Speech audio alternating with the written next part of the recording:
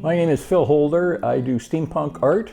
I've been doing that for 14 years now, and I make everything out of recycled parts.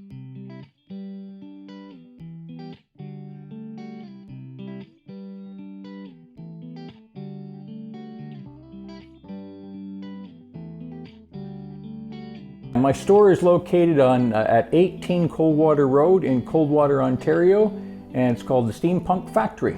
Steampunk came into my life, like I said, about 14 years ago, but I didn't know, for the first year and a half, I didn't know I was doing steampunk art. You see, I'd always been doing recycled art as long as I can remember. Going back to when my dad and I used to go to the dump, pick the dump, come back, and we make things out of it. So it's been a long time. And as you evolve, you don't even realize you're evolving, but when you look back, you see how your art has evolved. And then suddenly I was on a website in England, and it had what I was making, and it was called Steampunk, so that's when I realized I'm doing steampunk art. A lot of different people that take steampunk in many different ways. I create steampunk art because I love it. It's something that just evolved within me, so it was a perfect fit for me. I love the fact of it being a fantasy, so I can pretty much make whatever I want to make. I have certain guidelines that I follow that is kind of unique to me, and that is I don't use plastic. I use wood, metal, and antique pieces to create mine. And you know, as far as the steampunk genre itself, I know some people that live steampunk. So I mean, they have everything. They have the clothes, and they have everything. The houses, everything look steampunk. I like to create steampunk. And that's where mine pretty much ends. I have it in my apartment, but they're always pieces generally that I've already created, and I just really I can't get rid of them. I just fell in love with them, and they become part of my collection. Really, everything I do is certainly one of a kind. I use a lot of one of a kind pieces in my art. So there's never anything that I don't mass produce anything. Each one is one of a kind and individual, and the thing is, when I'm doing these pieces and that, usually some part tells me what it's going to be, whether it's going to be a lamp or a mirror or a straight piece of art, because I do a lot of functional art. You know, and my favorites are lamps and clocks. That's my favorite things. But I've done submarines, one-man steampunk helicopters, all kinds of different things. There's pieces that I have created in steampunk over the years that I just love too much. There's a lot of work in it, and I just want to keep it for myself. Maybe sound selfish, but they mean too much to me. For example, my grandmother clock here that I created, there's a huge amount of work involved in this one. It's got some amazing pieces on it. And this one actually can be seen on Murdoch Mysteries, the Canadian TV series. I can't remember whether it was season 12 or 13. And then I have my late 1800s pump organ. Now this particular one, I worked on this because it's pretty rare. It's a small parlor size, so it only sticks out from the wall a couple of feet, and it's very small here. But the ornate pieces of this, nobody has seen anything like this before. I stripped it all down, every single piece I took off, sanded, and redid and painted. And it's one of those pieces that I can't let go. It's just too beautiful to me. So, and coming into my shop, this is where I make everything. Parts and pieces are the key. If you can have all the imagination you want for steampunk, but if you don't have the parts and pieces, it's not going to come together. So as you look around here, each drawer and cabinet is just full of pieces, all kinds of things in it. I've got them everywhere. Some of this, you know, but they're always unique and strange pieces, you know, things like this. Great piece that'll turn into something. I'm not sure what, but it'll come around. Here's another great old piece, you know, with the gauge and everything on it. So a lot of times people throw this stuff out, but I can use it. As you go along, you can see I mentioned before I like to do lamps and clocks, and you can see I've got a lot of different clocks and things like this. As a matter of fact, I'm almost finished one here. This is my latest one. It still needs a little bit of working on it. This one actually, you can use it as a cabinet. It opens up, And you can hang it on the wall, or you can put it down on a table somewhere. And once again, a lot of unique pieces.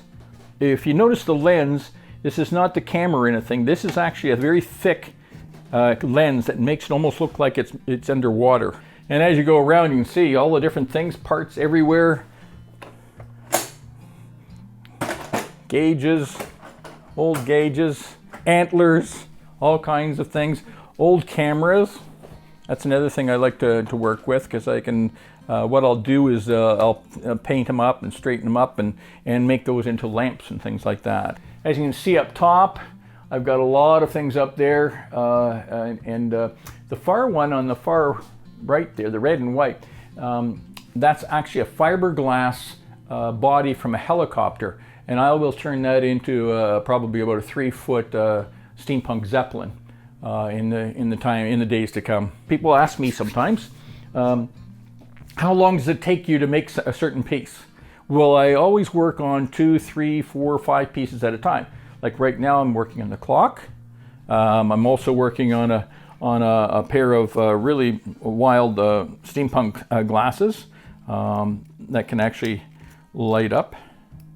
Here's a couple of what I call fluctuator guns. Okay, this one doesn't have a battery in it yet, but if you have a sense of humor.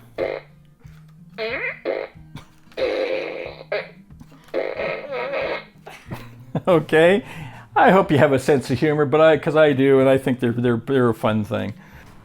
This is only the second meditation mirror I have created in 14 years.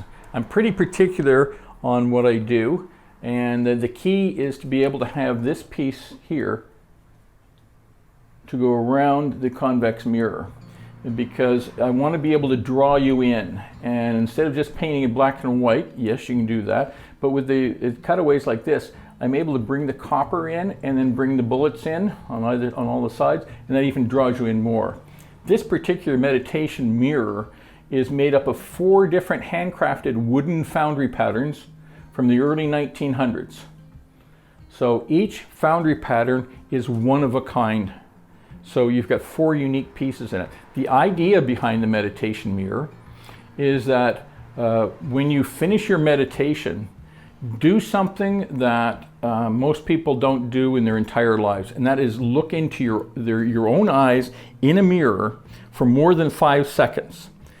And the reason they don't is because, first of all, you can't really look into each eye, because you can't possibly do that. It ends up actually, oddly enough, it goes to a third eye when you do that. But in a meditation mirror like this with a convex, it bends reality.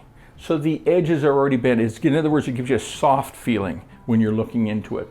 And when you get to the point of over 5 seconds of looking into your own eyes in this, you ask it questions. You ask the mirror questions about yourself, and it will respond every single time with the correct answer every single time. How does it do this? It does it simply because when you're in that meditation space, and you've looked at yourself and you're asking these questions, you cannot lie to yourself. So when you ask the questions, the answer is actually you facing your good and bad. And it's 100% of the time, because you can't hide it anymore. Well, parting words, I guess, is what I have found over these years is that some people don't know very much about steampunk. And the word punk seems to throw a lot of people off if they're not familiar with it. It has nothing to do with the punk of the punk music and being a bad person or anything like that. It's really just come in and take a look, because the people that have come in have been amazed at what I create.